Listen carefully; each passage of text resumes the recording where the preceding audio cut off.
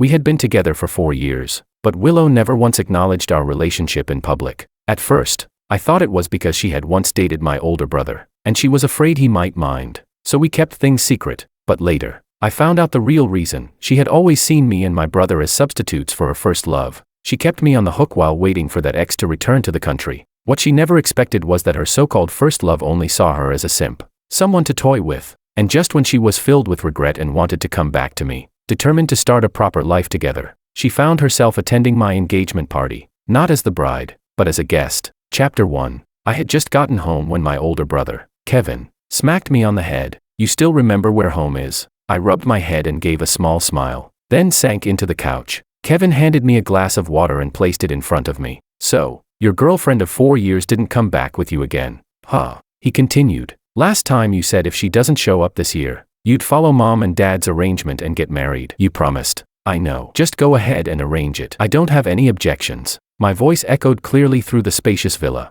Kevin seemed pleased with my response. You're finally being reasonable. Had a change of heart. Hearing the subtle approval in his tone, I lowered my eyes and let a faint curve rise at the corner of my lips. I was young before, but it's been 2 years since I graduated. Time to grow up. I don't want to worry mom and dad anymore. Kevin grew more and more satisfied as I spoke. He knew I used to be rebellious, so this sudden maturity caught him off guard. He reached out and ruffled my hair. I'll give you a month. Don't drag it out. This girl is the daughter of one of Dad's old army buddies. She's outstanding in every way. I'm honestly worried you won't be good enough for her. I glared at him, annoyed. Kevin just grinned and said, by the way, who was that girlfriend of yours? I heard she's older than you. Last time I visited you in C-City, you dodged me the whole time. Is it someone I know? I was getting irritated. As I got up to head to my room, I muttered a faint yeah, not just no. The moment I closed my door, my phone rang. Caller ID, ex-sister-in-law. I stared at the screen for a moment before picking up. Willow's voice came through, lazy and cold, tinged with a trace of displeasure. Little rascal, haven't I told you, if you don't pick up within 3 rings, I get upset. Yeah, you're still up, I said flatly. I can't sleep unless you comfort me. Her voice was the kind that could melt bones. And now, with a hint of flirtation, it was absolutely lethal. My brother's still awake. It's not convenient. I'll talk to you tomorrow after I'm back in C-City. I said this calmly. She replied with a simple fine, and hung up. That's how she was, clingy like a cat 1 second, and cold as ice the next. The next day, I rushed back to C-City, and the moment I walked in, she wrapped herself around me, her soft lips pressed against mine, lighting a fire in my gut. Willow wore a satin slip dress. One of the straps hung loosely off her shoulder. Sexy as hell. Her damp, warm breath sprayed across my neck with every word. Under the dim lights, the atmosphere was thick with desire. How's your brother doing? I frowned. Don't you have his number? Ask him yourself. Willow poked at my bare, heated chest with a teasing finger. What's wrong, my little rascal? Jealous? It's not like he knows about us. I gave a bitter laugh. Wasn't it you who didn't want him to know? Yeah, well, I'm doing this for your own good. If your brother finds out I got together with his precious little brother just 6 months after we broke up, what do you think? Wouldn't he be furious? Hearing Willow's teasing and seductive tone, my lashes lowered as I asked in a deep voice. So, in your eyes, what am I? Just someone to flirt with, or your boyfriend? The moment I asked that question, Willow's expression changed. What's wrong with you again? If you're not my boyfriend, why would I be living with you? You think I'm so desperate for a man? Then, just as quickly, she softened. Her fingers hooked around my belt as she kissed my lips again. Let's go to the bedroom. I've been missing you, baby. I took a deep breath and gently pushed her away. I'm a bit tired today. You go sleep first. Willow raised an eyebrow slightly, then turned and walked away. Okay, whatever you want. I listened to the sound of her slippers tapping down the hall and shook my head, repeating the word again in my heart. Boyfriend. What a ridiculous word. She really thinks I don't know.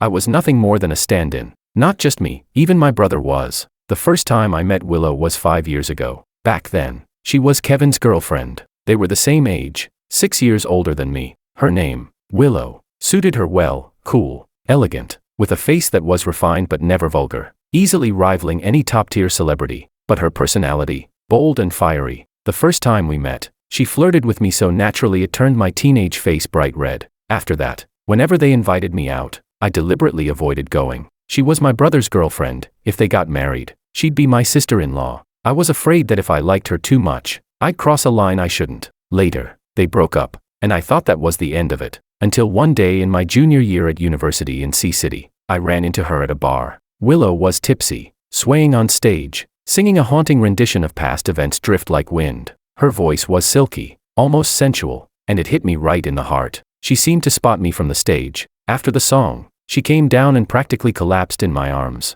like she had no bones left. That night, she took home the younger brother she had unknowingly turned into an emotional mess. She reeked of alcohol, mixed with the heady scent of tuberose from her diptyque perfume, pure temptation. I looked after her, and while undressing her jacket to put her to bed, she suddenly wrapped her arms around my neck. In a lazy, sultry voice, she asked me, "Do you like me?"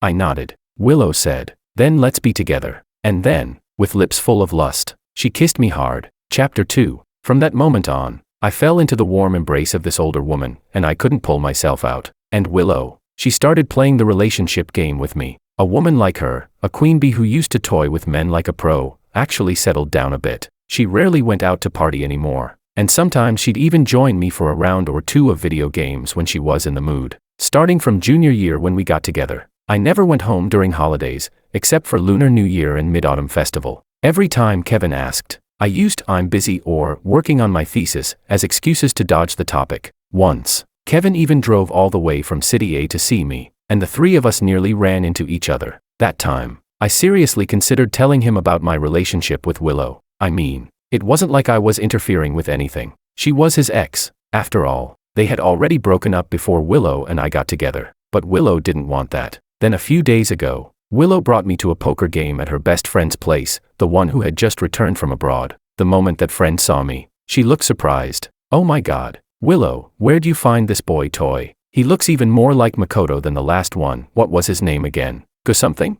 That was the first time I ever heard the name Makoto in connection with Willow. After some digging, I finally learned the truth. Makoto was Willow's first love. They started dating in school and were together for years. Then he went abroad. No one really knew why they broke up. But ever since then, no matter who Willow flirted with or dated, every man had something in common with Makoto, a textbook case of replacing a lost lover with similar types. My brother was one of them, and me, even more so. Now that I think about it, maybe the moment she first saw me, I'd already become her next target. I also learned that back in the day, Makoto loved a certain fashion magazine, so Willow, determined to catch his eye, vowed to land on its cover. That's how she ended up becoming a model. Once I understood everything, I stopped struggling. This trip home, I agreed to follow Kevin's advice and let my family arrange a marriage. I didn't want to love someone like that anymore. No matter how hard it would be, I was done. The next evening, Willow flung open her wardrobe and tried on every outfit she had. She always favored those seductive, trophy stepmom-style dresses. But today, surprisingly, she picked a French-style Chanel-inspired jacket, elegant and refined.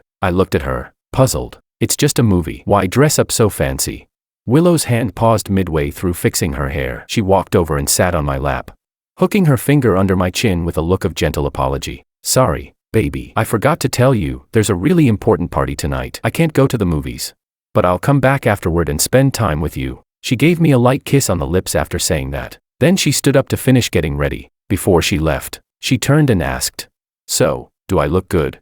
Of course she did. No exaggeration. If you lined up all the men and women who liked Willow, they'd stretch from here to the bund. If it were before, I'd have begged for more kisses before letting her go. But today, I just kept playing my game, barely looking up. "Yeah, you look good." Willow didn't notice anything off. She even pretended to be annoyed and warned me, "While I'm out, don't go flirting with girls you met through your games. Got it?" I nodded quietly. Only then did she turn and leave. Suddenly, the phone on the table started ringing. It was Willow's. She had left in such a rush, she'd forgotten to take it with her. I grabbed the phone and ran out after her. But the call came through again and again. Left with no choice, I answered it. Just as I opened my mouth to speak, a girl's anxious voice cut in ahead of me. "Willow, where the hell are you? Makoto's already here. He just asked if you were coming." I froze. My heart tensed up in an instant, tightening painfully in my chest. But my voice stayed calm, steady. She forgot her phone. "I'm bringing it to her now." The girl on the other end clearly hadn't expected anyone else to pick up. She gave a startled laugh and quickly said thanks before hanging up. So, her first love is back. No wonder she forgot all about our plan to see the premiere tonight. No wonder she dressed up so carefully and even changed her usual style. I guess that French chic outfit must be what Makoto prefers. Right then, Willow walked through the door and saw me holding her phone. I handed it to her. She tapped the screen and immediately saw the recent call log. Someone called. My expression was unreadable. "Yeah, your friend said everyone's already there. They're waiting on you." She didn't say anything else. No, what else would she say? Only then did Willow seem relieved. She turned and left again. Women really are strange. I really think women are strange. She's clearly rushing off to meet her first love, and yet she's still worried about whether I've noticed anything else. It's not like she's afraid I'll find out and break up with her. That ridiculous thought. Even I find it kind of laughable. Chapter 3. Just as well, since Willow wasn't home, I had time to pack. I sent everything I couldn't carry ahead to City A. When I opened the closet, most of the space was filled with her stuff, and most of those were gifts I had given her. Back then, Willow would always say, "This doesn't really suit me." Perfect. I took the chance to toss everything while I packed. No need to let it take up space. After everything was packed, I carried it all downstairs. On my way back from the delivery, I happened to see Willow stepping out of a black car. Alongside her was a man a full head taller. They stood a polite distance apart, saying something to each other. Then, the man gave her a courteous hug. Maybe she sensed someone watching. She looked up and met my gaze. For a second, our eyes locked. She quickly stepped back, pretending nothing had happened. They said their goodbyes, and Willow walked over to me, naturally hooking her arm around mine. She even reached out and wiped the sweat off my face from carrying the packages. "What are you doing out here sending packages in the middle of the night?" "Just mailing some stuff I don't need back home." I wasn't lying, but Willow didn't ask any more questions. Maybe she just didn't care. That thought stung, and I laughed bitterly inside, seeing the joy written all over her face. There was no doubt in my mind that man just now was Makoto. Her smile had always been the kind that was flirtatious and sexy, that came from muscle memory, years of being a model. Even with me, she smiled the same way. I used to think that's just how she was, but now I realize it wasn't, because at that moment, Willow's face held a kind of shy sweetness I'd never seen before, the kind of expression only a girl in her first love would wear. When we got home and she started changing, Willow finally noticed something was off. "Where are all the things you bought for me?" she asked. I replied calmly. "I threw them out. They were just collecting dust." Willow raised an eyebrow at me, then slung her arms around my neck. Her breath carried a faint trace of alcohol. "Don't tell me you've been flirting with some little college girl again." Gave it all to her. I knew she was joking. She never had that much possessiveness toward me. It was just a habit some people have. Even if they don't want something, they still don't want others to have it. Willow was that kind of person. "No, I didn't," I answered. Only then did she seem reassured. She even spoke in a tone of gentle comfort. "Well, it's fine if you threw it out. There'll always be more later." I didn't respond. There won't be any more. Watching Willow head into the bathroom, I let out a long sigh. That's who she was. Never treasuring what she had. Always thinking there'd be a next time. But how many next times are there in life? At least, not for us anymore. Right before bed, I suddenly remembered something and asked her. "I booked a restaurant for tomorrow. Want to go have dinner together?" Willow turned and curled up in my arms, just about to say something, when her phone rang. She glanced at the caller ID and immediately pulled away from me. She got out of bed and said, "You go ahead and sleep," then went downstairs to take the call. Before Makoto came back, Willow had always answered her phone right in front of me, open and casual. Now, it was obvious who the call was from. At first, she spoke in a low voice. Maybe she thought I had fallen asleep. A moment later, I heard her softly call his name. When she didn't get a response, her voice got louder. We lived in a loft apartment, the kind where the upstairs and downstairs weren't soundproofed. I wasn't trying to listen, but Willow's gentle tone and the occasional laughter drifted up clearly. They were talking, starting with school memories, then life abroad, then who knows what else. One thing was certain, she never mentioned me, not even once. Of course not. Why would she? I was nothing more than a placeholder in her male substitute narrative. Now that the real one had returned, we stand-ins faded into the background. Eventually, I fell asleep, listening to the sound of her voice meant for someone else. Around noon the next day, one of my best buddies from college came to see me. He even brought a nicely wrapped gift. Willow answered the door, and as soon as he walked in, David greeted her sweetly. "Hey, pretty sister." I was just coming downstairs when David shouted excitedly. "So, birthday boy, where are we partying tonight? I'm totally going to make you treat me big time." The moment she heard the words birthday boy, Willow paused mid-slice as she was cutting fruit. It was obvious she had forgotten today was my birthday. Only then did she seem to remember what I said last night about reserving a restaurant. She didn't say anything about it, just walked over and casually placed the fruit platter on the coffee table with a sexy smile. "George's birthday tonight. Huh? Wherever you guys want to go, it's on me." David grinned and agreed enthusiastically. Willow smiled back at him, but she didn't notice the flicker of sarcasm beneath my lowered lashes. The three of us played a few rounds of cards. Then Willow went to the bathroom. As I passed by to grab something, I overheard her making a phone call. She was asking someone to help her quickly track down a graphics card, the one I had been wanting the most. It took me a second to place it. That conversation happened a month ago. I game a lot, and I'm picky when it comes to graphics cards. I remember casually mentioning a specific model during one of our chats. I didn't even think she was listening. Hell, I forgot I even brought it up. And yet, she remembered. I found that a little unbelievable. How could she remember something I only mentioned once in passing, but forget something as basic as my birthday? Chapter 4. As I sat down and looked at the cards in my hand, something suddenly became clear. It's just like playing cards. Before you have the joker, the highest card in your hand is the most precious. But once the joker shows up, every other card, no matter how strong, can be used as bait for the next player. I was that card, the one used in place of the joker. Now that the joker's back, of course I don't matter anymore. After nightfall, Willow took David and me out for dinner. Then she brought us to the most exclusive nightclub in Sea City. She had reserved the biggest VIP booth right in the center. David was stunned. He kept praising her and marveling at my amazing luck for landing such a generous girlfriend. Just the three of us, and we got this kind of treatment. I sneered inwardly. Generous? If I told him the truth, he definitely wouldn't think so. After we sat down, Willow took a seat next to me. She ran her hand over my face and said, "What's wrong, baby? You don't look too happy. Come on, give your big sis a smile." But I couldn't. Seeing I still didn't react, she added, "Well then, let me give you a birthday present first. You've always wanted to meet my friends, right? I'll introduce you tonight." When she said that, I was genuinely confused. Wasn't it her who always said we needed to keep separate social circles? That couples should have their own freedom. So why introduce me now? Too late anyway. Next month, I'll be leaving Sea City. Thinking about it now, it's all just bitterly ironic. In less than half an hour, most of Willow's friends had arrived. Men and women, many from the fashion world, flawless bodies, impeccable outfits. Every one of them looked like they walked out of a high-end magazine spread. People at other tables were openly staring. Well, Willow, is this your little boy toy? He's really good looking. Nice presents too. How about signing him with our company? We'll get you into showbiz. Handsome. Willow giggled lazily and leaned into my arms. She gave her girlfriends a teasing glare. Come on, you vultures. Don't corrupt my little rascal. He's. Halfway through her sentence, a familiar figure appeared at the edge of the booth. Willow's smile instantly froze. Makoto. With an easy smile, he calmly sat down across from her. Sorry, he said. Sophia invited me but didn't mention today was your boyfriend's birthday, so I didn't bring a gift. Sophia was Willow's best friend. They'd known each other since middle school. She knew everything about Willow. Willow shot her a glance. Sophia covered her mouth and mouthed, I didn't know either. Willow stood there awkwardly, unsure what to say, so I picked up my wine glass first. Hi, I'm George. First time meeting, shall we toast?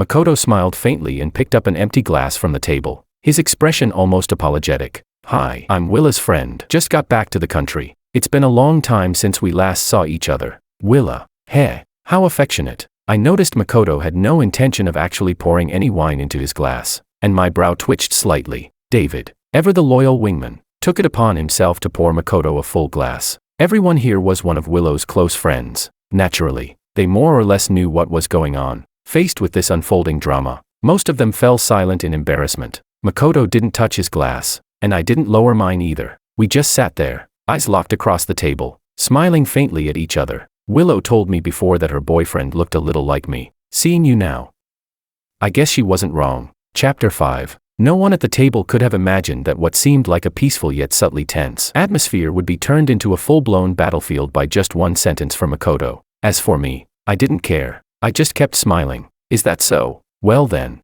I said, my gaze falling on the wine glass Makoto was holding. We have to toast with this glass of wine. So many people here, and we just happen to look alike. Guess that's fate, right? Makoto smiled and nodded. Sure, I'll drink. He leisurely picked up his glass, but his eyes were directed at Willow. Willow couldn't sit still any longer. She reached over and grabbed Makoto's glass. He can't drink. He's allergic to alcohol. I'll drink it for him. Then, without a second thought, she downed the full glass of Chivas. The sharp burn of the liquor made her cough uncontrollably, and Makoto, naturally, handed her a tissue. Once she recovered a bit, a smile tugged at the corner of Makoto's lips. You still remember that I can't drink after all these years? I watched the two of them, and let out a scoff. The atmosphere in the room dropped to absolute zero. Even a fool could tell that there was more to their relationship than met the eye. Every word they said was tinged with subtle flirtation, and yet they never explicitly addressed it. It was hard not to wonder. Eventually, It was Sophia who quickly stepped in to break the tension. All right. Enough with the drama. Let's just drink and play. I'll take Makoto's drink for him. Come on, let's go. With someone leading the charge, the others were more than happy to get along. They quickly started playing the game. It was a simple drinking game, tearing napkins. The rules were easy. The first person had to bite down on a piece of napkin, and it would be passed to the next person, who also had to tear it with their mouth. It continued until there was no napkin left, or until someone refused to continue. The person who refused had to take a punishment. I don't even know who suggested the game. But when it was my turn to pass the napkin to Willow, only a small piece was left on her lips. Willow was sitting on the far edge of the sofa. According to the rules, it was the person opposite her's turn next. And who was sitting opposite her, if not Makoto? Given the size of the remaining napkin, it was impossible to continue playing without it ending up looking like a kiss. The atmosphere froze again, but this battlefield was just too intriguing. Everyone's eyes were darting around, unsure of who to watch. I sat back, enjoying the scene, curious about how Willow would handle it. But unexpectedly, it was Makoto who gave up the game first and chose to take the punishment. Truth or dare? Pick one. Knowing Makoto's personality, of course, he picked truth. Someone, probably enjoying the chaos, spoke up. Which one do you love more, your ex or your current partner? The moment the question was asked, the room fell silent. Makoto seemed to think it over for a second, then smirked, looking at Willow. Of course, the crowd held its breath in anticipation, and some even pulled out their phones to record. Others, meanwhile, kept a close eye on my reaction. What reaction could I possibly have?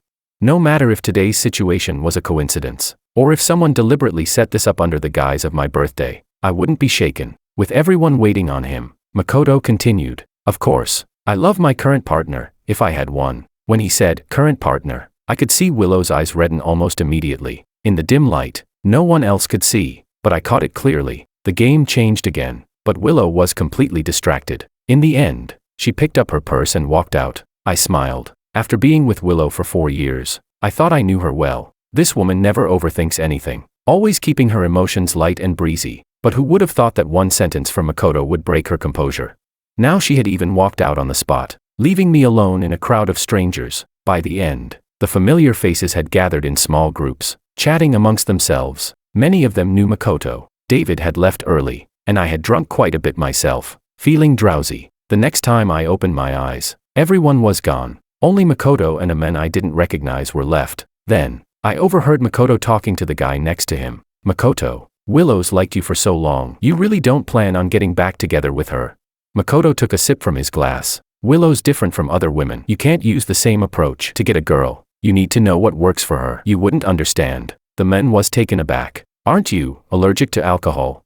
Makoto chuckled. I used to be, but I'm fine now. I only drank earlier to see if she still had feelings for me. The man nodded, impressed. Only you, Makoto. You really are the big king of the seas. Even someone like Willow, you've got her under control. After saying that, the man suddenly got chills down his spine. Following his gaze, he noticed me, standing there with my arms crossed, smiling in amusement. Makoto frowned slightly. Eavesdropping isn't very polite, you know.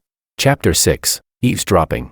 I shook my head in silence. Ito-san, don't you think you should speak up a bit? The people at the next table can hear you. Makoto, seeing my expression, knew that I had heard everything that could be heard, so he gave up pretending. You really think Willow likes you? Kid, take a good look in the mirror. She's only with you because you remind her of me. The man next to him chimed in.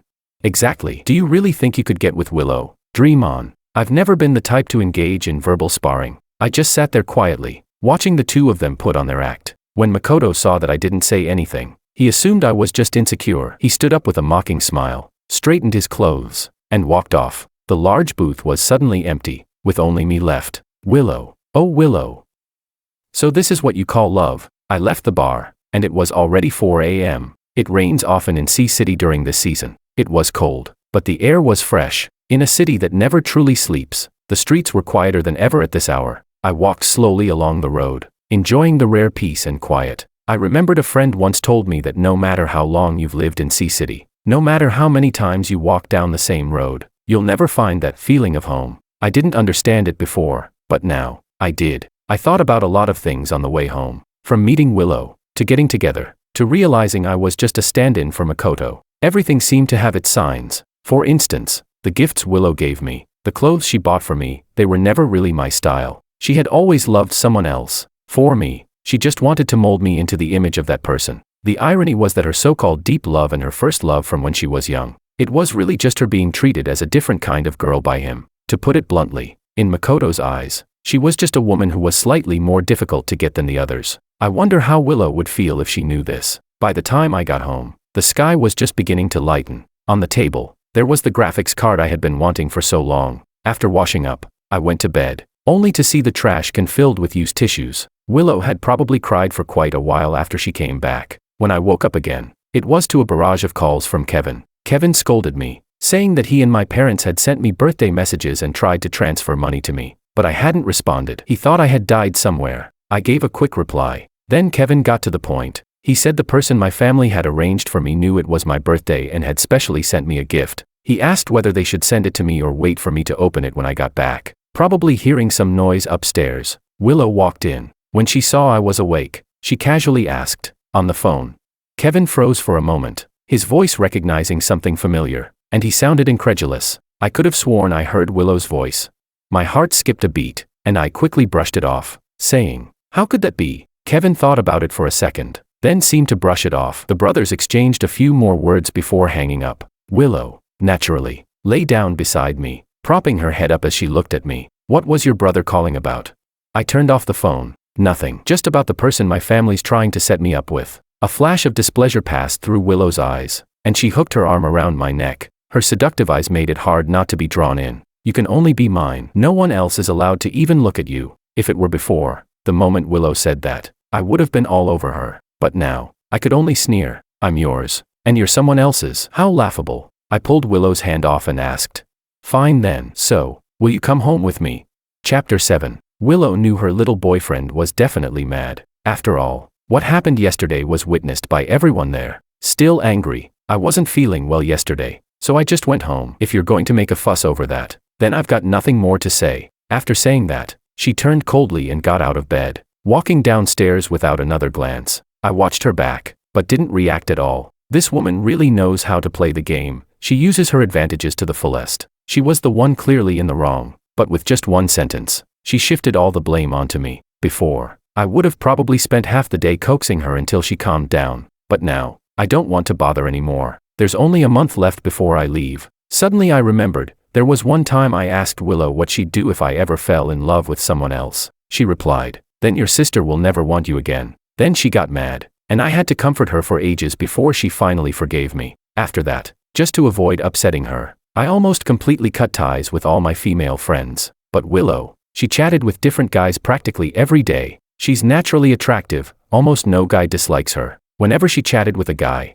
there was always this subtle flirtatious vibe, even if she claimed it was harmless. If I ever got jealous, she'd toss out, "He's just a friend, don't be so petty." But if I didn't say anything, she'd put on that cold face like, "Whatever, do what you want." I used to think, that's just how she is, but now I finally understand. What they say is true, the ones you can't have always stir your heart. The ones who are favored act fearlessly. When I came downstairs to eat, I saw Willow changing clothes, her suitcase already packed. I didn't ask. She's a fashion model and often travels out of town for shoots. Given that Cold War we had earlier, I knew she wouldn't say a word unless I softened up first. Just then, a WeChat notification popped up on her phone. I glanced over. It was a message from Makoto. "Willow, I'm downstairs, waiting for you." That's when it hit me. I was holding Willow's phone. We had the same model, and both our fingerprints were registered. We'd mixed them up before. I let out a dry laugh, set the phone down, and picked up mine. That's when I noticed a friend request. I tapped it open. It was the same familiar avatar.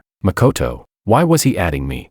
Curious what game he was playing. I accepted. Sure enough, soon after, he posted something on his moments. Caption, the same old taste from the old campus. Photo, a hand holding a skewer of grilled dumplings. The nail art on the hand, I'd recognize it anywhere. It was hers. I chuckled, tossed the phone aside, and went back to my game. For the next few days while Willow didn't come back, Makoto kept posting photos on his moments. Willow was in every one of them. There weren't any flirty captions, but the vibe felt like they were a newlywed couple. Weirdly sweet. I didn't care. I packed up all my stuff and shipped it out, ready to leave at a moment's notice. Kevin offered to pick me up, but I turned him down. While browsing tickets online, a friend spammed me with a bunch of videos. They were taken at some club, chaotic scene, people everywhere, and I thought I saw a glimpse of Willow. The audio was a mess, couldn't hear anything clearly. I was about to close it, thinking none of this had anything to do with me anymore, when my phone rang. I picked up, and my friend jumped straight in.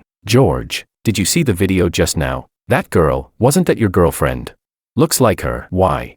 Once he got confirmation, his voice jumped an octave. "Then you'd better get over here fast, she's in a fight." My expression immediately darkened. I hesitated, then grabbed my keys and headed for the address he sent. As soon as I got out of the car, my friend rushed over to explain. Turns out, he was out with some buddies when a guy named Makoto bragged about how hot his girl was, and that she was a model. These guys apparently knew some big shot named Ito, and they didn't believe him, so they insisted he bring her over for drinks. When the girl arrived, my friend thought she looked familiar, like my girlfriend, but he didn't dare say anything. I mean, no way someone else's girl could be brought out like that by another guy, right? He figured he must have been mistaken. But just a few drinks in, one of the men's wives stormed in with 7 or 8 others. She saw Willow clinking glasses with her husband, and without a word, started throwing punches. Now they were all blocked in the private room. My friend urged me to hurry up and get upstairs. Chapter 8. By the time I got upstairs, the people who had started the fight were already gone. Willow was lying on the sofa, covered in bruises. Makoto had completely vanished. Looking at her like this, as a man,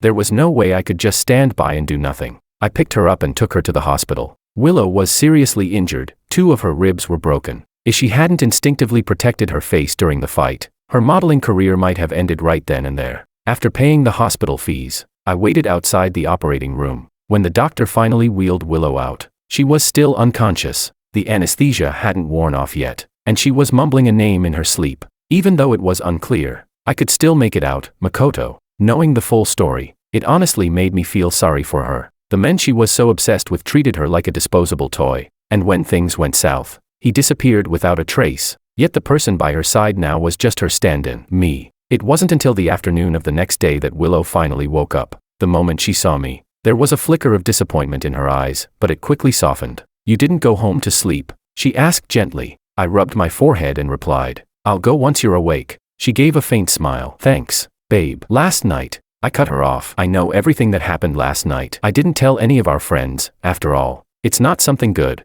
and the fewer people who know, the better for you." Gratitude flickered in Willow's eyes. "I knew you were the best. Sorry you had to stay up all night for me." I smiled. "It's fine. Anyone else in my place wouldn't have just left you there either. Besides, you're technically my ex-sister-in-law." Willow glared at me with playful annoyance. "We sometimes joked like that." She didn't say anything more. At that moment, nothing seemed appropriate to say. She even felt a bit relieved that we were giving each other the silent treatment when she walked out the door that day. If she had lied and said she was traveling for work, things would be even more awkward now. I saw her glancing at her phone every now and then, clearly distracted. I knew what, or rather, who, she was waiting for, but I didn't say anything. Whatever was going on between her and Makoto, they could sort it out themselves. While Willow stayed in the hospital, I visited her daily. Eventually, the doctor came by for a final checkup and asked for a family member. While filling out the paperwork, he looked up and asked, "Boyfriend?" "She'll need to avoid strenuous activity for now." I quickly replied, "I'm her younger brother." The doctor didn't say anything else, but Willow clearly looked uncomfortable. Younger brother. That's when she remembered, when she was first admitted, I joked about her being my ex-sister-in-law. But thinking back, I wasn't exactly laughing when I said it. As we were leaving the hospital, Willow casually asked, "Why did you say you're my younger brother back there?" I chuckled. "Isn't that what you always call me?" It just slipped out. Unhappy, she pinched my side. "Don't say that again. From now on, just say you're my boyfriend. If you get it wrong again, I won't let you off so easily." "Boyfriend? Huh?"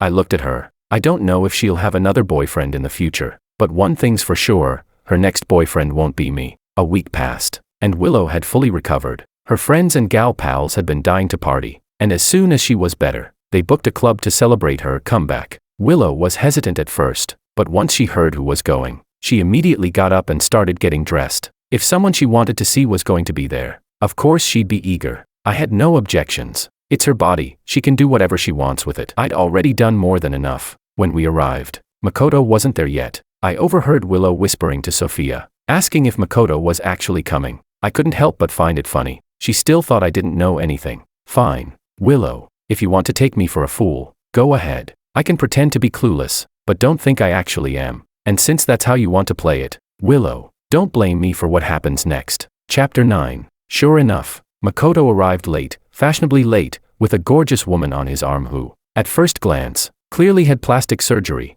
She was a semi-famous streamer in our city, one of those influencer types. As soon as Makoto walked in, he deliberately sat far from Willow and started chatting up the streamer nonstop. Willow's face turned dark. She kept downing drinks one after another, and not even Sophia could stop her. While Sophia dragged Willow to the restroom, the streamer plopped herself down next to me, wearing a short skirt and black stockings. She had zero sense of boundaries. She casually threw one leg over mine. "You're pretty cute. Can I take you home tonight?"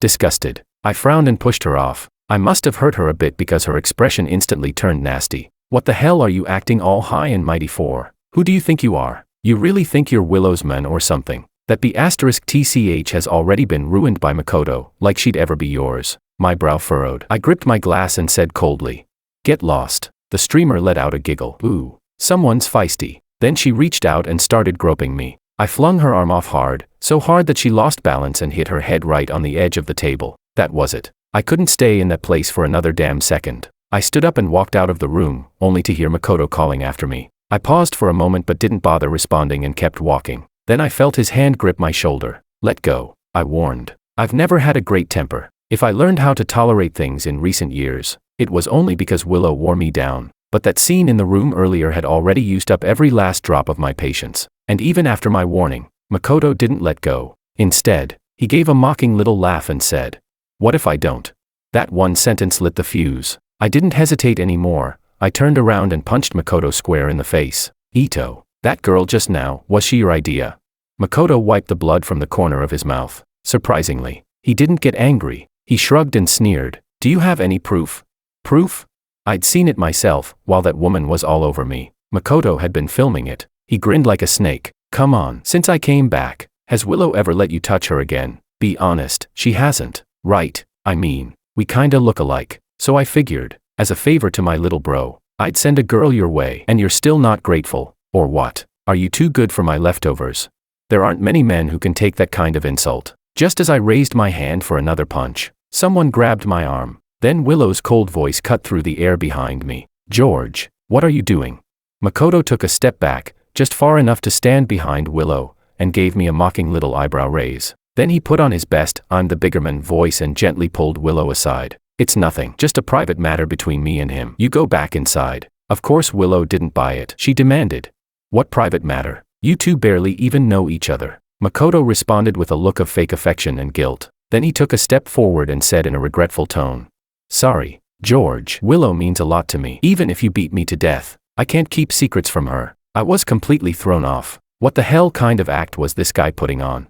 Then it clicked. Makoto pulled out his phone and showed Willow a video. It was edited just right, only the part where the streamer was all over me. Willow's expression changed instantly. Fury took over. She raised her hand and slapped me hard across the face. Smack. The sound echoed crisply down the hallway, and everyone nearby turned to look. Chapter 10. I opened my mouth, just about to explain, when Willow's next words completely shut me down. "Oh, so now you've got skills. Huh. I really didn't expect this from you. After 4 years together, I never thought you'd make me feel so disgusted with everything you did today." I laughed. At this point, I didn't even want to say a single word in defense. The private room was just next door. Everything that happened between me and that streamer caused enough of a commotion. Anyone in the room would have seen it. If Willow had just asked anyone inside, she would have found out the truth in seconds. But she didn't want to. She just blindly believed Makoto. I turned to leave, but Willow stepped in front of me. "You hit him just now, didn't you? Apologize." I looked over at Makoto.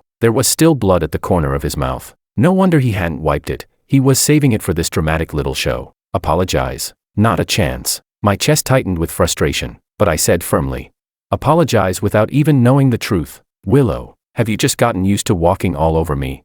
Willow wanted to argue more, but Makoto stepped in and gently pulled her back. "Forget it, Willow. I'm fine. I never got to apologize for last time, and I didn't even visit you after you got discharged. I brought you a gift. Come, I'll show you." Only then did Willow let it go and follow Makoto back inside. I let out a cold laugh. That moment, I felt truly hurt, and yet, I also realized I had no feelings left for Willow. She'd been unbelievably stupid these past few days. Did it never occur to her that if someone genuinely cared about you, they'd walk through hell just to be by your side? I turned and walked away, suddenly feeling deeply, painfully sad. Maybe that's what happened when my older brother broke up with Willow too. Worn down, disappointed again and again. Maybe this was for the best. When I got home, I immediately started preparing to leave. Unfortunately, it was peak travel season, and tickets were hard to get. I kept refreshing the page. Then, suddenly, I felt a sharp pain in my stomach. It was a cramping, twisting pain that made it hard to even stand. I've always had a bad stomach. I used to get attacks like this often, but they'd usually go away with some strong painkillers. I fumbled around for my medicine and took a dose, but instantly felt nauseous. A mouthful of blood came up, mixed with the pills I'd just swallowed. The moment I saw the blood, a worse wave of pain hit me, along with dizziness so intense the whole world tilted. Barely clinging to consciousness, I managed to call for an ambulance and unlock the door. By the time I got to the hospital and emergency care was done, I woke up, but the pain left me in a haze. After the tests, the doctor said I needed surgery immediately and asked me to notify my family. Barely conscious, I called Willow. Once, she hung up. Twice, hung up again. 10 times. Finally, on the 10th call, she answered, but her voice was ice cold. Call me again and I'll block you. You did this to yourself, figure it out on your own. Then she hung up. I tried calling again. Blocked. The nurse had no choice but to ask if I had any other family. I had no one else, so I called David to come act as my emergency contact. Turns out, I had a tumor in my stomach, poorly differentiated. It ruptured, that's what caused the internal bleeding. Thankfully, they removed it in time. It was David who told Willow about my condition. But not only did she not believe it, she even mocked me, said I was a grown man and should stop playing sick little boy games. Unless I admitted fault, she wouldn't see me. Sure enough, during my entire hospital stay, Willow never called, didn't show up once. Only the caregiver and David stopped by now and then with rice porridge and conversation. And just like that, 2 more weeks passed. Honestly, it was better that way. Some people are better left unseen. That's the best kind of goodbye. I blocked Willow and deleted everything connected to her. Even the matching couple phone case, we used the same one, I tossed in the trash. I replaced the screen too. And then, on the day I was discharged, Willow finally showed up. Chapter 11. But the reason Willow showed up wasn't to see me. Makoto had something come up last minute, so he asked Willow to pick up his medical report from the hospital. I had just finished my discharge paperwork when we ran into each other at the elevator. I didn't say a word. I turned and got into a different elevator and went down. Willow stood frozen at the elevator entrance for a long while. She thought she'd just seen me. For a split second, she started to wonder if what David told her had actually been true. But then she shook it off. How could that be possible? If I had really been sick like he said, my parents would have shown up. There would have been a huge fuss, and she definitely would have heard about it. Not complete silence. When I got home, I immediately booked a same-day flight. There was no direct one, so I took a longer route with a layover. I didn't care, as long as I could get away from this place as soon as possible. Then, I threw away everything related to Willow. Everything. Even the bed sheets and duvet covers. Even the perfume she once said she liked. I didn't want anything to remind me of her. I was about to leave when Willow came back. We locked eyes. Willow looked me over and noticed I seemed fine, which instantly confirmed her doubts. She sneered. I don't know who you think you're fooling. You call that being sick? I said nothing. Opened the door, ready to leave. Willow got angry. George, if you walk out that door today, don't come back. I smiled and replied, yeah, I won't. Then I stepped out, closed the door, walked down the stairs. Not a trace of hesitation. I got to the street, didn't call a cab. I took the bus to the airport. Not for any reason other than, I just wanted to take one last look at the city I'd lived in for 4 years. Every tree, every building. It all felt familiar and distant at the same time. Sunlight poured lazily through the bus window. I put in my earphones, played some soft music, and for the first time in what felt like forever, I felt free. Because of the layover, I didn't arrive in City A until nighttime. Kevin came to pick me up. The moment I got in the car, he noticed something was off. Damn, you look pale. Didn't sleep? I'm fine. Haven't rested well these past few days. Kevin gave a simple then asked. Everything settled over in City C? Yeah, I replied simply. There was a pause. Then Kevin said, I meant your relationship situation. I let out a small laugh. All sorted. Good. Mom knew you were coming back today. She even gave your aunt the day off and made all your favorite dishes. Reheated them twice already. Who knew you'd get back this late? I didn't respond. There was a moment of silence. Then I suddenly asked, Bro, why did you break up with Willow back then? Kevin stiffened. The atmosphere turned heavy again. He hadn't expected me to suddenly bring up something from so long ago. But thinking about it, he figured, I'd probably just broken up with her too. Maybe I needed some shared experience to help process it. So he answered, it wasn't anything dramatic. Our personalities didn't match. Later I found out she'd been messaging some other guy the whole time. And I realized, what's the point? We're all free people, so I let it go. I knew that guy was probably Makoto, but the personality mismatch excuse felt weak. I asked, back then, how did you move on? I remember you really liked her. Hearing that, Kevin suddenly realized something. He slammed on the brakes and pulled the car over. He stared at me seriously. Something's not right. We've been broken up for almost 5 years now. Why are you so hung up on her? Wait, don't tell me you two were actually. Chapter 12. Kevin's question caught me off guard. I tried to keep my expression steady on the surface. In my mind, I had already decided. Since things were over with Willow, I would just pretend I'd never known her. We'd part ways completely. No more entanglements. Different paths. Different lives. I didn't expect Kevin to ask something like that out of nowhere. Were you two actually? He trailed off. I forced myself to stay calm and asked back. Actually what? Kevin narrowed his eyes. Be honest, did you see her again in City C?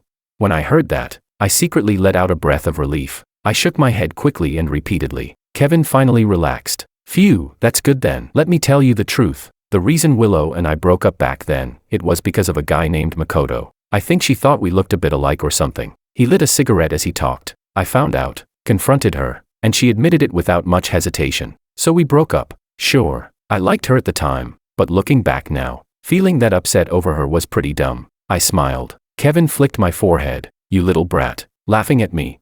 I shook my head. I wasn't laughing at Kevin. I just thought, it's crazy how both of us brothers got tripped up by the same woman. And all because of the same man. Born of the same mother indeed. When we got home, my mom immediately smacked me on the back of the head. You brat. You finally decided to come home. You have no idea how worried your dad and I have been. As she said it, she raised her hand again like she was going to hit me. I ducked and ran around the living room, dodging. My dad sat on the couch with a smile, calmly pouring tea, watching the chaos. He finally chuckled and said, all right, enough. And who was it just now, pacing around the house, asking if we should make another dish because her precious son was coming home and might not have enough to eat?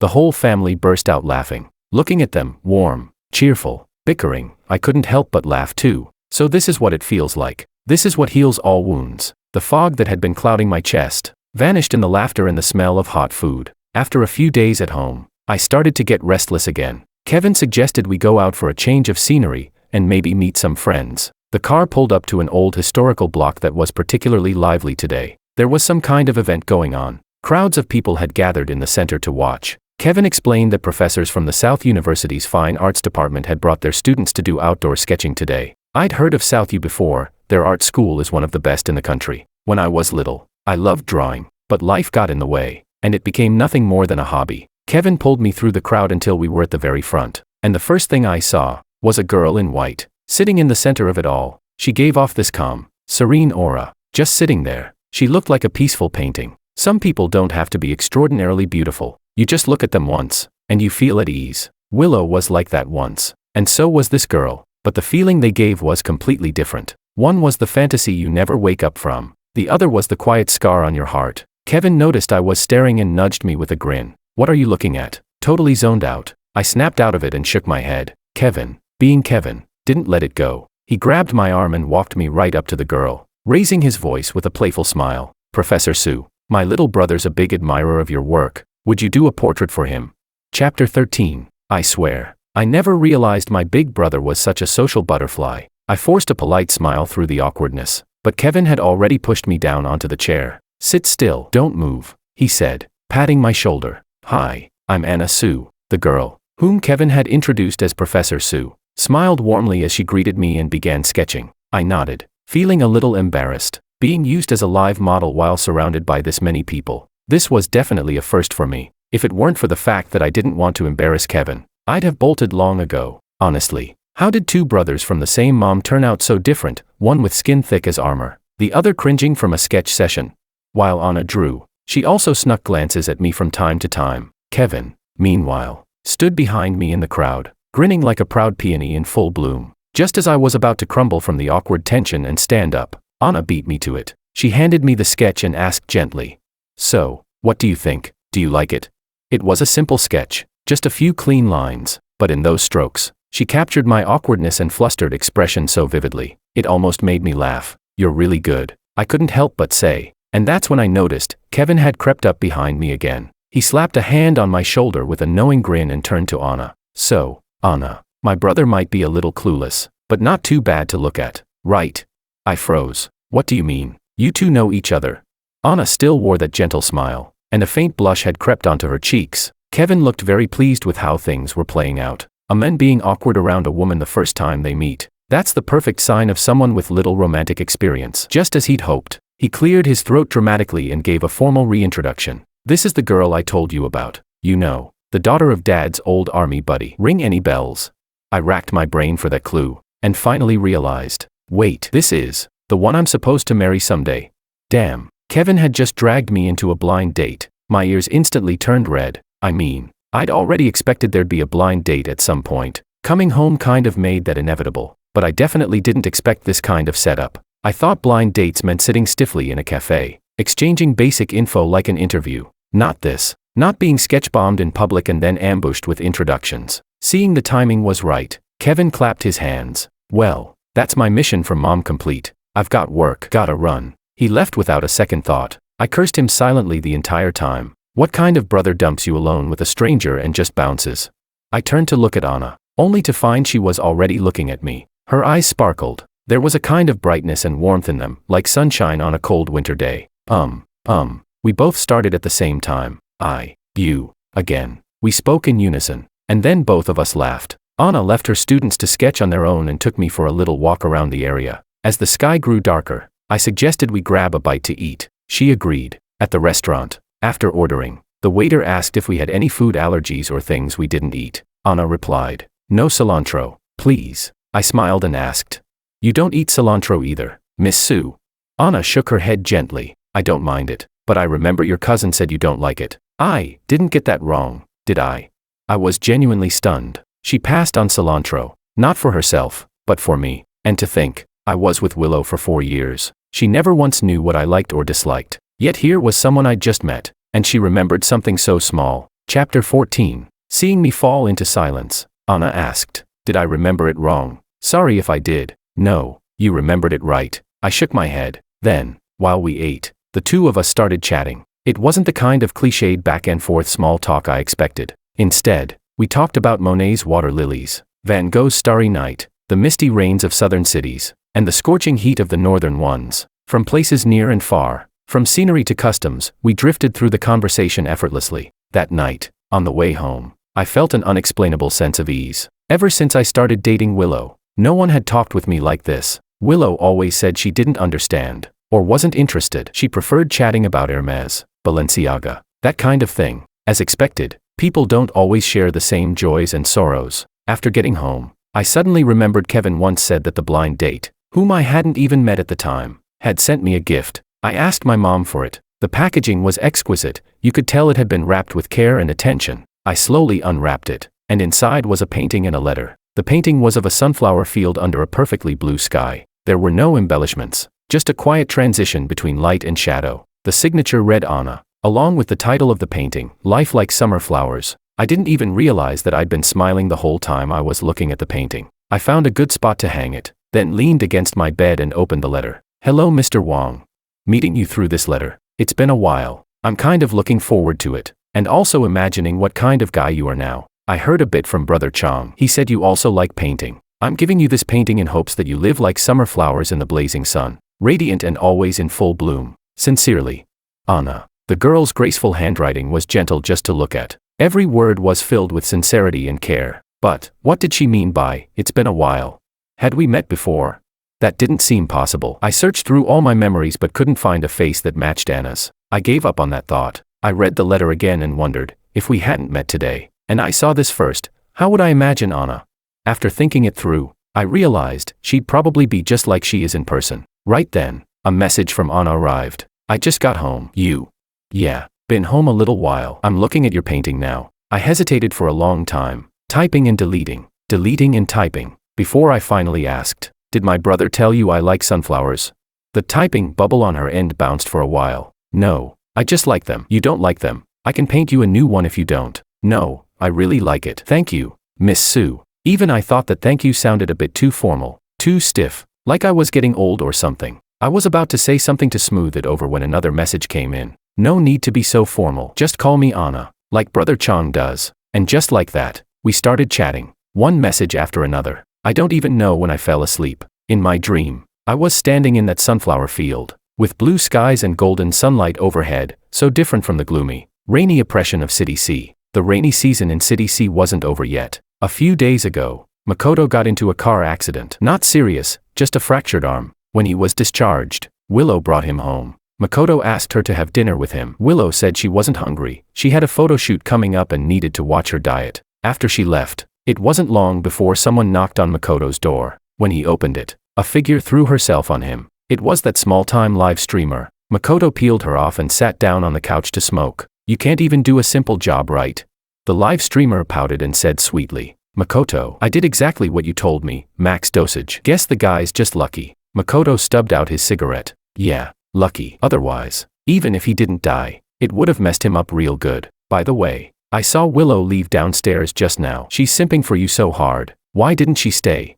Probably went to find that kid. Doesn't matter. I've still got you, haven't I? Besides, whenever I really need her, I just snap my fingers and she'll come crawling back. Outside the door, Willow's hand froze midair. She had just been about to knock. Chapter 15. Makoto naturally pulled the streamer girl into his arms. She continued to act coy.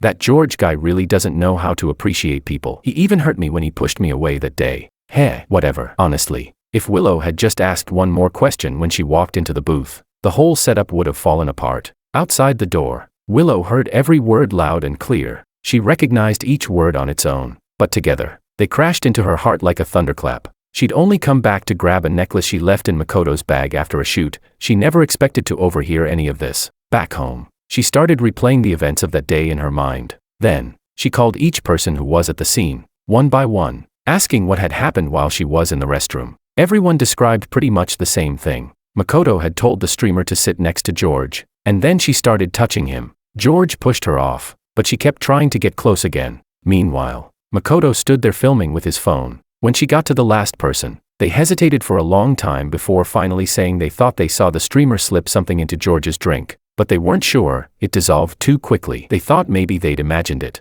As Willow listened to all this, her face grew darker and darker. Then she remembered that George had said his stomach hurt that night. She immediately began rummaging through the trash. She hadn't been back to this apartment in a while. The day George left, she came home briefly to pack for a job out of town. Then Makoto had his accident. This was the first time she'd returned home since George left. After searching for a long time, she finally found it, in the trash bin tucked in the corner of the living room, blood-stained tissues. Willow suddenly felt ice cold. She remembered that George hadn't sent her a single message since that day. She had blocked him, and never unblocked him. Now, in a panic, she restored all the blocked accounts and tried calling George. The phone rang. Then a message, "You are not in the recipient's contact list." She tried several accounts, only to realize George had blocked her on all of them. Willow felt like her heart had been crushed. How could this be? George had never blocked her before. It was always her who got mad at him. And every time she did, he would always come coax her, make her feel special, like she was the center of his world. But now, everything felt different. Suddenly, Willow thought of something and stood up, rushing to the closet. George's suitcase, gone. His clothes, gone. Every one of his belongings, even the smallest, most insignificant ones, gone. There was nothing in this apartment that showed he had ever been here. It was as if he had never existed at all. But where could he have gone?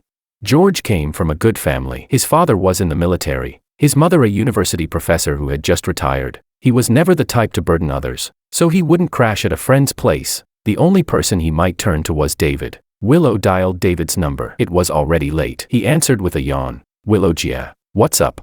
Where's George? Is he with you?" Hearing her tone, David's sleepiness faded. "He went back home." "Didn't you guys break up?" "Break up? Since when?" No one told her. "Willow, Gia, no offense, but last time, you were in the wrong. Guys need comfort too, you know. And George was in bad shape. You accused us of faking it all." Willow didn't hear a single word after that. She opened an app on her phone. It was a couples app, the kind meant for lovers to share photos, messages, and special memories. She had forced George to use it with her on a whim, though she got bored after 2 days. George, however, used to upload little moments to it. Now, everything had been deleted. Only one sentence remained. "Willow, let's break up." Chapter 16. Kevin stared at the caller ID, completely stunned. He never expected that, after 5 years and having long moved on, his ex-girlfriend would suddenly call him out of the blue. He answered the call half doubtful, and Willow's slightly anxious voice came through. What are you doing right now? Kevin had been watching TV with me and our parents. He quickly got up and stepped out onto the balcony. Me, just watching TV. Why'd you suddenly call me? So much time had passed, Kevin had already let go of everything from back then. He held no grudge against Willow, but he didn't exactly feel close to her either. After all, that relationship was from when they were young and didn't last long. Willow paused. I wanted to ask, is your brother home? My brother. Kevin turned and gave me a baffled look. I happened to see his expression and immediately figured out who was calling. If Willow really wanted to reach me, she would have gone through Kevin. He's home. Why? Kevin asked. When did you and my brother? Can you let him answer the phone?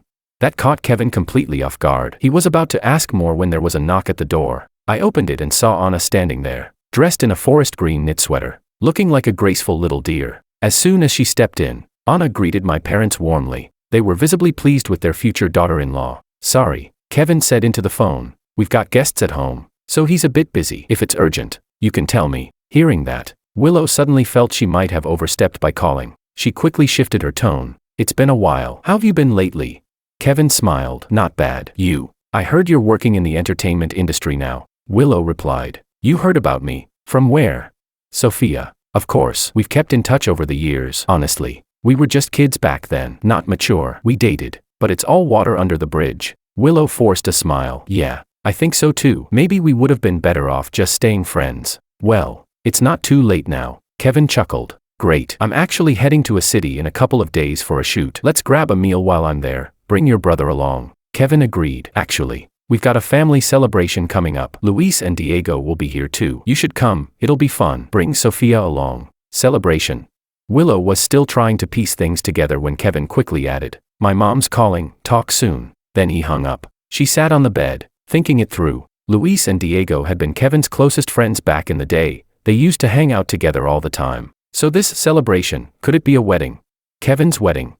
That seemed like the only possibility. It certainly wasn't some elder's birthday banquet. In that case, it made sense George was busy. He was the groom's younger brother. Willow hadn't lied. The shoot really was scheduled for a city. 3 days of filming. Plus she decided to use up the rest of her annual leave. Though she and Kevin had both moved on, she still carried a little guilt over how things ended. And now that Kevin had said they could still be friends, she felt she had to attend the wedding. Knowing where George was, and thinking they might see each other soon, eased her mind a little. Just as she was drifting off after taking a sleeping pill, her phone rang. It was Makoto. She frowned, remembering what he had said to the streamer girl the other day. She immediately rejected the call. Moments later, Makoto sent her a question mark via app message. Willow casually replied with a random excuse about a night shoot, then lay back down, but her sleep was completely ruined. Sitting up again, Willow grabbed her phone and dialed Sophia. There were some truths she needed to get to the bottom of, tonight. Chapter 17. Sophia was at a bar. It was loud, and she had to shout over the noise to talk to Willow on the phone. Willow asked her if she still had the contact info for that good friend of Makoto's, the one she met after their breakup.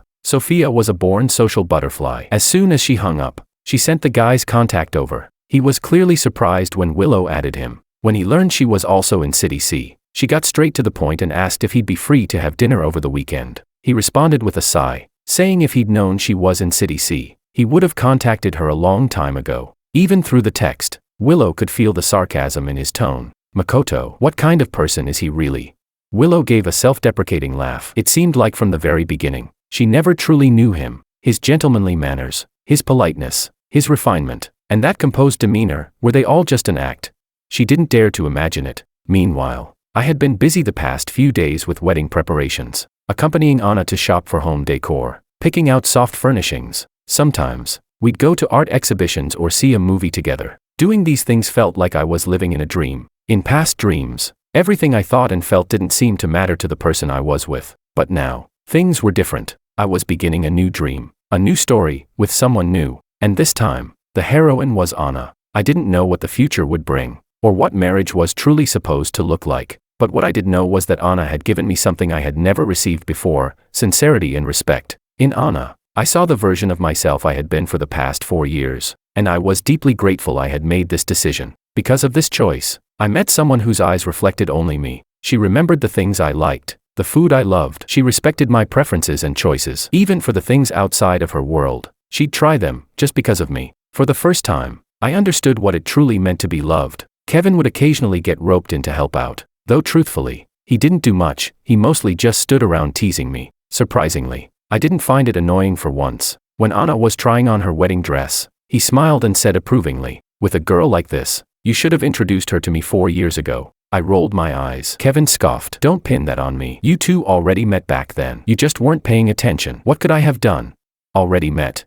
I had no recollection of that at all. Kevin jogged my memory, and it finally came back to me. Freshman year, there was a younger girl who used to tag along when Kevin hung out. He said she was the daughter of one of our dad's army buddies. But back then, I was all over the place, playing basketball, traveling, hiking. I didn't remember her at all. Kevin added that she'd grown up into a well-known art professor at South University, with plenty of admirers lining up to chase her. My mom had always liked that girl and once suggested pairing her with Kevin, but the girl had blushed and shyly asked whether I had a girlfriend. That's when my mom realized the girl didn't have feelings for the older brother. She had her eye on the younger one, which was fine, keep it in the family. But back then, I was still dating that girl from City C, and I refused to come home no matter what. So the girl waited all the way until now, and finally, this was the result. I froze. Anna knew I had a girlfriend, and she still waited 2 years.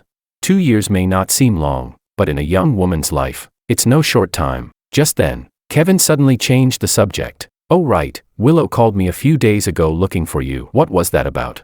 I frowned slightly. "Nothing really. Just something from City C. I'll tell you after the wedding when there's time." Kevin nodded. To him, whether his dumb little brother knew Willow or not didn't matter anymore. He was getting married, after all. "Oh right," he added. "She said she's got a shoot coming up in a city. I invited her to join the celebration. People say happy occasions bring good luck." As soon as those words left his mouth, the smile on my face instantly froze. Chapter 18. "You told her I'm getting married?" I asked. Kevin noticed the shift in my expression and gave me a suspicious look. "What's wrong?" I didn't say it.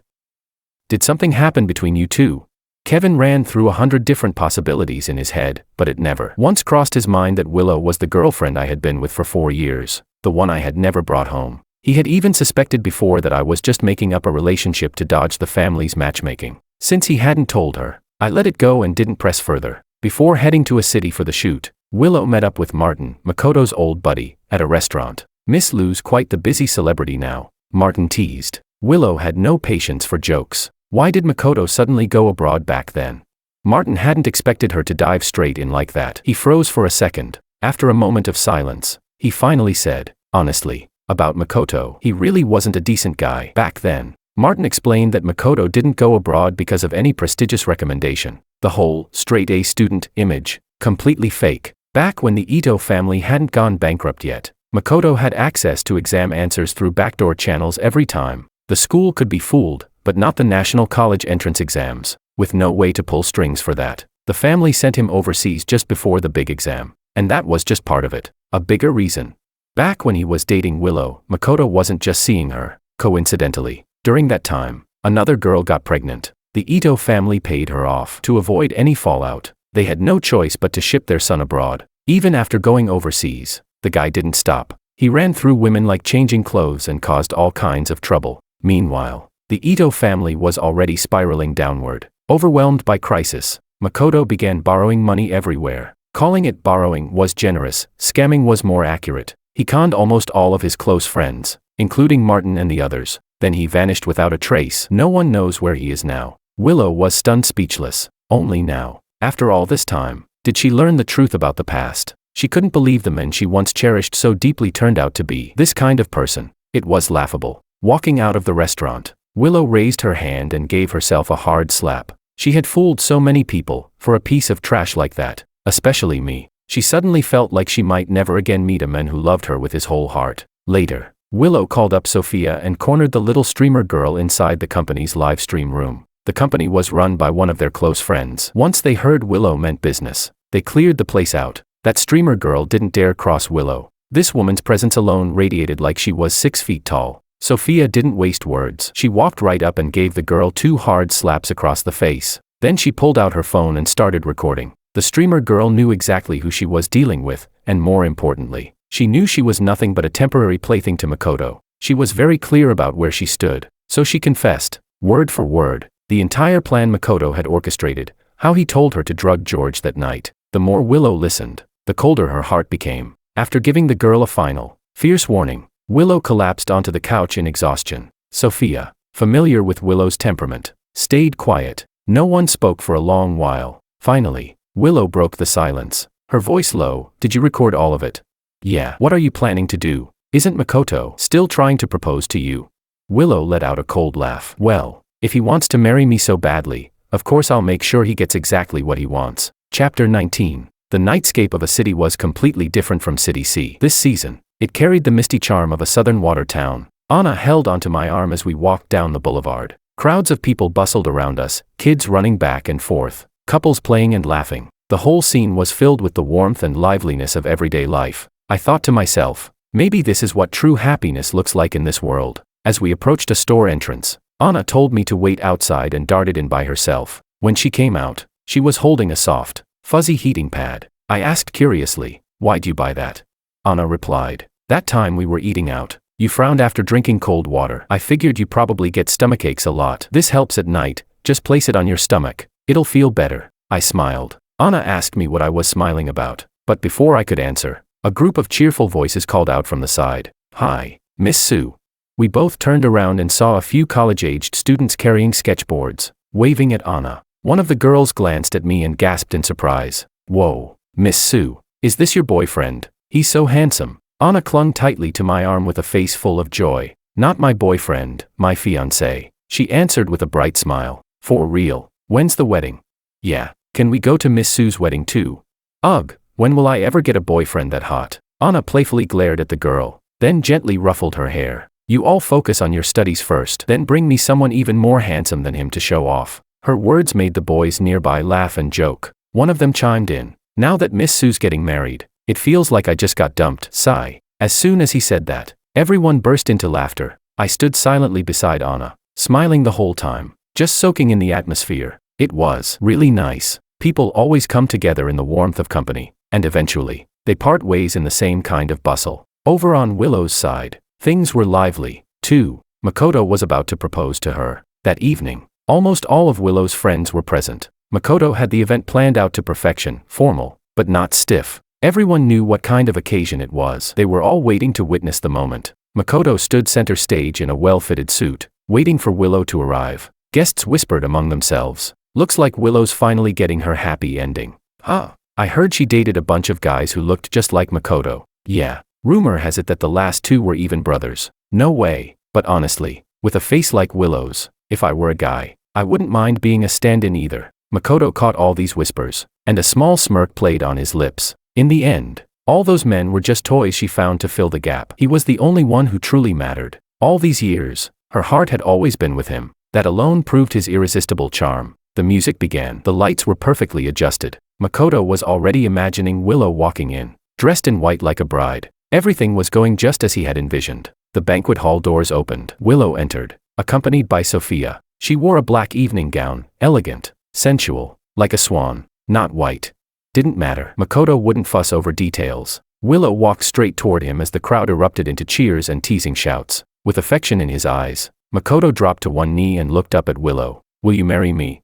Willow looked at him with a smile on her face. She smiled. "I will." The moment the words left her mouth, the entire room went wild with celebration. Chapter 20. "I will." The words rolled smoothly off Willow's tongue, so natural, like the perfect ending to a fairy tale, spoken in front of an audience there to witness love. Makoto gazed at her with deep affection, slowly taking her right hand. Just as he was about to slip the engagement ring onto her finger, Willow pulled her hand back and stepped away. Then she raised her voice and said something that left Makoto, and everyone else, utterly stunned. "I will, yeah right." The music came to a halt. The guests fell silent. Everyone could tell, something was very wrong. Makoto stared at Willow in disbelief, his eyes searching hers for answers, but Willow just covered her mouth and laughed. A charming, sultry laugh. "Willow, stop fooling around. Today is our engagement. I invited all your friends from the industry to witness this special moment," Makoto said, reaching out once more for her hand. But Willow stepped back again, her smile vanishing, replaced by her signature cool and distant expression. The entire room held its breath. Things clearly weren't going according to plan. Makoto finally sensed something was off. His face darkened. Gone was the gentle, refined mask. "Willow, what the hell is this supposed to mean?" Willow glanced at the seated guests around her, then smirked slightly. "Oh, nothing," she said casually. "You mentioned you invited all my friends. I'm touched." "Really? But what about your friends?" Don't you want them to witness your happiness too? Makoto's eyes flickered, a flash of panic breaking through his composure. He forced a tight smile. Willow, you know I just got back. I don't really have many friends here. So, before he could finish, Willow cut in. That's fine. No new friends, but what about the old ones? Her words made a chill crawl up Makoto's spine. The music had long stopped. The room was so quiet you could hear a pin drop. Makoto took a deep breath and frowned. Willow, do you want to marry me or not? You've waited years. Why throw a tantrum now of all times? Willow shook her head slowly, clicking her tongue. Whether I want to marry you isn't the point. The real question is, how many others out there want to marry you? As she finished, she turned to look at Sophia. Sophia understood immediately and strode toward the banquet hall doors. In one swift motion, she pulled them open. A dozen people, men and women alike, stepped inside. One of them was even holding a child. When Makoto saw who they were, the panic and fury on his face could no longer be masked. Willow, are you seriously screwing me over right now? He charged toward Willow, hand raised as if to strike, but Martin stepped in, blocking him immediately. Mr. Ito, finally we found you. We let it slide when you ran off with our money back then. But now, isn't it about time you paid us back? As Martin confronted him, the others, also there to collect debts, joined in, their voices rising. Pay your debt. Yeah, pay up. We trusted you, and this is the kind of person you are. Just then, a woman stepped out from the crowd, holding the hand of a small boy. Her eyes were full of hatred as she stared directly at Makoto. Makoto, don't you remember me? Makoto looked puzzled at first, but when he saw the mole at the corner of her mouth, he visibly recoiled, almost stumbling back 2 steps. You're the one from back then. That's right, it's me. Surprised. I kept the child, huh? The room erupted into chaos. Clusters of guests whispered among themselves. No way. Makoto always looked so refined, but he's actually a total scumbag. Yeah, and a liar, too. Willow's so lucky she didn't marry someone like that. Her life would have been ruined. Makoto heard the whispers, and he snapped. He straightened his suit, then forced a half-smile as he looked at the woman and the child. I don't know how much someone paid you to come here and slander me publicly. Sure, we were young. We made some mistakes. I can apologize for that. Then his tone turned cold. But dragging in some random brat and claiming it's mine just to destroy my name, I could sue you for defamation. Random brat. Willow raised an eyebrow and held out her hand. Sophia stepped forward and placed a folder in her palm. Willow grabbed it and threw it straight at Makoto's face. Open your damn eyes and take a good look at this paternity test. Makoto picked it up from the floor. After glancing through it, his expression turned even darker. Without thinking, he tore the report into shreds. Maybe, deep down, he believed that as long as the paper was gone, the past couldn't touch him. Willow let out a cold laugh. Rip it all you want. I can print as many copies as you need. Makoto's face contorted in fury and disbelief. He looked at Willow, eyes burning. Willow, what the hell did I ever do to you? Why are you doing this to me? Willow smiled. She gently pushed Martin aside and locked her icy gaze onto Makoto. Step by step, she walked straight toward him. Chapter 21. Why am I doing this to you? Are you really that clueless about what kind of garbage person you are? With acting skills like that, you might as well go win an Oscar. You ruin women, scam people, and even encouraged someone to drug George. What the hell did he ever do to you? By this point, Makoto was completely unraveling. He gritted his teeth and lunged forward, hands wrapping around Willow's neck. If she wasn't going to let him live in peace, then no one would. The tension in the room skyrocketed, sharp and suffocating, but Willow didn't struggle. She just stared at him with a cold, mocking smile still lingering in her eyes. Suddenly, the doors burst open. 2 police officers rushed in and tackled Makoto to the floor. Makoto Ito, you are under arrest for fraud, incitement to commit a crime, and your involvement in an unresolved sexual assault case from years ago. You'll be taken into custody in accordance with the law. Makoto, looking completely pathetic and feral, was dragged out like a beaten dog. Willow slowly exhaled. She had finally brought justice to the mistake she once made. Fairy tales always seem to freeze at that moment when the prince and princess walk into the chapel. Just like today, this story had a perfect beginning. Yet the ending was so absurd. Some people are meant to find happiness, yet fall into tragedy. Others seem doomed to misfortune, but end up living a life everyone envies. Willow never got another call from me. Even if she tried to call again, she found herself still blocked, agitated, distracted. She started making mistakes at work. Her manager wasn't happy with her recent performance. Even Sophia was worried about her. What's the use of sulking here by yourself? Sophia said. When a guy chases a girl, it's like climbing a mountain. But when a girl chases a guy, it's just a thin curtain. You seriously don't get that. And honestly, this whole mess was your fault to begin with. Just go to a city and talk to him in person. You've got 4 years of history. Let him see your face. Say a few sweet things, it'll be fine. Besides, come on, our Willow is a total knockout. What guy could actually say no to you? Willow laughed and playfully smacked Sophia on the arm. Sophia giggled and ran away, but Willow realized Sophia had a point. For years of love wasn't some fleeting joke. You don't just let go like that. Thinking about Kevin's upcoming wedding, she had gone all out, hiring a famous designer and spending a fortune to custom order a diamond-studded wedding bow tie. The day Sophia drove her to a city, she teased her, you know, showing up like this is gonna be one hell of a shock for the brothers. Kevin still has no idea you dated his little brother, does he? Willow chuckled. He'll know soon enough. I'm done hiding. I really want a future with George. After we reconcile, I want to set a date, make it official. Sophia's jaw dropped. Wait, for real? You're at the peak of your career right now. Getting married could totally tank your momentum. Willow smiled. Yeah, I used to think everything mattered more than love, but now, it's different. Nothing matters more than him. Sophia rolled her eyes dramatically. Ugh, great. Lou the gorgeous queen has officially gone love-brained. Willow just smiled without saying a word. On the flight to a city, Willow spent a long time thinking. How was she going to explain everything to George? And of course, how would she explain it to Kevin?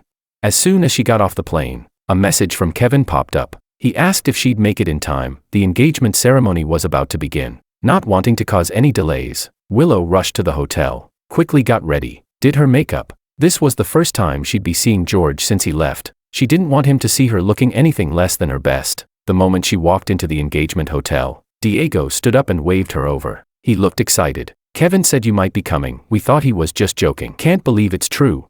Luis joined in with a playful grin. TSK, who is this? Haven't seen you in years, and you've only gotten more beautiful. Willow laughed and chatted with them for a moment, then pulled out her phone to reply to Kevin, I'm here. After that, she started scanning the busy crowd, searching for a familiar silhouette, searching for him. She had no idea if George even knew she was coming today. Engagement parties were different from weddings, less formality, fewer rituals. It didn't really matter where anyone sat. Soon, the music began. The parents of both families were seated in the front row, center stage. Then, from the back of the room, a girl in a traditional qipao walked out. She was stunning, graceful, elegant. She looked perfect next to Kevin. And then, from the opposite side, Kevin appeared and walked over, not to the stage, but to the main table reserved for close family and friends. That's when Willow suddenly felt something was off. Wait, wasn't this Kevin's engagement party? Then why isn't he the one getting engaged? Chapter 22. Willow felt a bit confused. Was it someone else's engagement?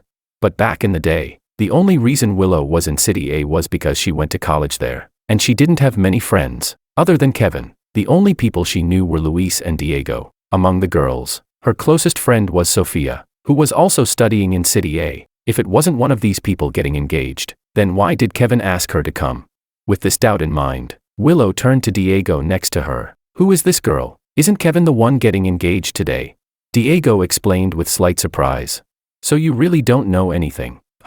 That girl is a professor from the art department at City A University. She's pretty famous. Willow nodded but still felt something was off. Wait, just now, when the elders took their seats, those were definitely Kevin's parents. She'd even met them before when she visited his house. So if it wasn't Kevin who was getting engaged, then who could it be? Just as she was thinking this, the groom, dressed in a new-style Chinese suit, came out from the back. Luis clicked his tongue in admiration. Look at George, that kid. When we used to hang out, he was still so little, and now he's getting married. Diego shook his head as well. Exactly. The point is, George is about to have a family, but there's not even a shadow of anything going on for Kevin. Hey Luis, I remember your daughter's 1-month celebration is next month, right? Listening to their conversation, Willow felt like a thunderbolt had struck her mind. Her heart suddenly tightened, mixed with a bit of unwillingness. She asked, George is the one getting engaged today? Diego and Luis looked at each other. Yeah, didn't Kevin tell you before you came? After getting their definite answer, Willow felt like her soul had been sucked out of her body. She was instantly dizzy, almost falling off her chair. Luis caught her. Diego leaned over, concerned. What's wrong? Not feeling well? Why is your face so pale? Willow never expected that the engagement party she was attending today was actually for George. She felt like all the blood in her body was flowing backward. It was like she'd sunk to the bottom of a deep sea. No. How could he marry someone else? He could only be her little rascal. She didn't want him to be with anyone else. With this thought, Willow suddenly stood up and walked straight toward George. Her sudden abnormal behavior stunned both Luis and Diego. By the time Luis realized what was happening and tried to grab her, it was already too late. When Willow appeared in front of me, everyone around froze, except for me. She stared at me with cold eyes, opened her mouth as if to speak. She wanted to ask me why. Why, after such a short separation, was I suddenly getting married? But at that moment, her throat felt as if someone was choking it, and she couldn't say a single word. Expressionless, I glanced at the security staff maintaining order nearby. They'd seen plenty of wedding crashers before and immediately understood what was going on. They walked over and gently pulled Willow back, keeping her from rushing forward. I indicated that I'd explain everything after the ceremony was over. Fortunately, the people on the other side were generous and didn't make a fuss about it. Right at that moment, it was time for the engagement ceremony, the newlyweds serving tea to both sets of parents. Willow would never forget the look in my eyes, full of love, as I looked at my fiancé, and the way I called someone else's parents mom and dad. At that moment, Willow felt the world spinning. Everything went black, and she lost all consciousness. When she woke up, she was already in a hotel room upstairs. In front of her was Kevin, his face clouded and dark. Actually, ever since Willow called him earlier, he'd felt that something was wrong. He just hadn't wanted to believe that his younger brother and Willow really had something between them. But when Willow rushed over earlier today, it pretty much confirmed the suspicion he least wanted to accept. The moment Willow sat up, tears fell from her eyes. She suddenly realized this was the first time she'd ever cried for George. In the past, she had always been so willful, always doing whatever she wanted. But now, he would never coax her or tolerate her again. Say it yourself. Kevin's voice was even darker than his expression. Willow glanced at Luis and Diego, who sat in the room with their heads down, silent, and gave a bitter smile. Yes, the woman who's been with George for 4 years, that's me. Her voice was weak, but it didn't arouse a shred of sympathy from Kevin. Kevin clenched his fists tightly. If Willow hadn't been a woman, he might have hit her in the next second. Chapter 23. 4 years. A whole 4 years. Willow, wasn't it enough that you lied to me back then? You just had to go and ruin my little brother too, after you broke up with me. Did you already make up your mind to seduce my brother?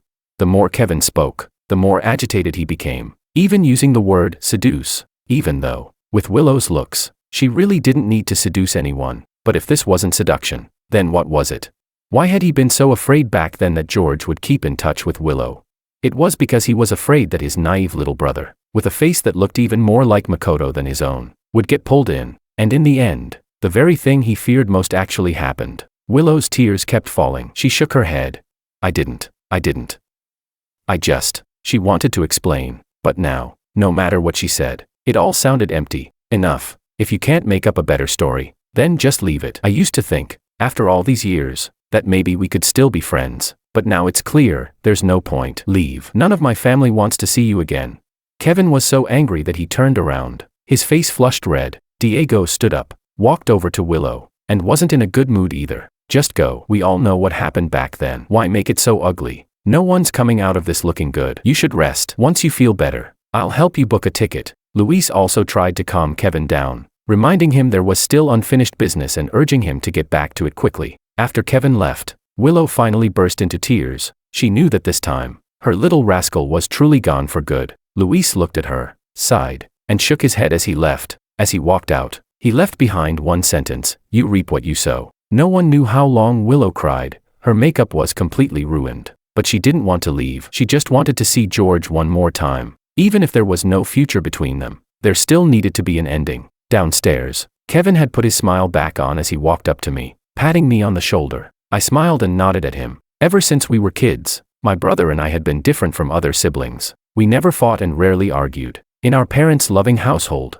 brotherly love and mutual respect just came naturally. We shared a kind of unspoken understanding. At any moment, a single look from Kevin and I knew exactly what I needed to do. Just like now, I understood. Kevin's eyes were complicated, filled with guilt and helplessness. All I could think was that, in these 4 years, the people I'd let down most were our parents and my big brother. In the end, Kevin said nothing more. During the toasting, he just wiped his tears away. Some clouds will always pass, and now it's all behind us. You're about to have your own family. I wish you happiness, little brother. I smiled and nodded, opened my arms, and hugged my big brother. Anna stood by, watching, her eyes blinking as she smiled too. After the engagement party ended and the guests had left, Kevin went to see our parents off. Once everything was wrapped up, I took Anna's hand and we walked out together. The sunshine was perfect. Just as we were about to get in the car, Willow ran over. In that moment, tiny Anna darted in front of me protectively. What surprised me most wasn't Willow's ruined makeup. But how so much energy could burst forth from Anna's small body? Willow stared at Anna, who was a head shorter than her, and gave a defeated smile. Then she looked at me and said, "How did I never notice before that this was your type? Let's talk." All I felt was a sense of irritation. I was already about to get married. So why was Willow still acting so high and mighty? Who was she putting on a show for? Anna looked at Willow with a trace of woman-to-woman pity in her eyes and shook her head. "What's the point of coming here? George will never leave with you." Maybe that pity completely stabbed Willow in the heart. She practically shouted, "That's not for you to say. I was with him for 4 years. How long have you been with him? Who do you think you are?" This time, before Anna could answer, I spoke up first. "And who are you? After deceiving me for 4 years, treating me as a stand-in." "Willow, let's be clear, she's my wife. We already registered our marriage before the engagement. If there's anyone who shouldn't be speaking here, it's you." Chapter 24. My calm words completely shattered Willow, but I didn't want to get entangled any longer. Things had reached this point, and it was time for closure. I looked down and gently told Anna to wait for me in the car. Finally, I patted her head, reassuring her not to worry. Anna nodded in the end and left first. As soon as Anna was gone, Willow's whole demeanor changed. The confidence from moments before vanished entirely. Huge tears fell, one after another, onto the ground. She tried to reach for my hand, but I stepped back to avoid her. My tone was utterly cold. "Actually, it's a good thing you came today. At least you saw everything with your own eyes. Let's not see each other again after this. Let's just pretend we never knew each other. So if you have anything left to say it now." My words made Willow's pain even worse, adding insult to injury. She still couldn't believe that the men who used to love her so much could treat her like this now. Absurd ideas flashed through her mind. She even started to doubt whether the person standing in front of her was really George. She thought of alien abductions, anything but facing the truth. How can you just say we're breaking up after everything we've been through? "George, please, come back with me." "Okay, I promise. I won't mess around anymore. I won't be willful as long as you agree. I'll even quit my job and stay home with you." "Okay."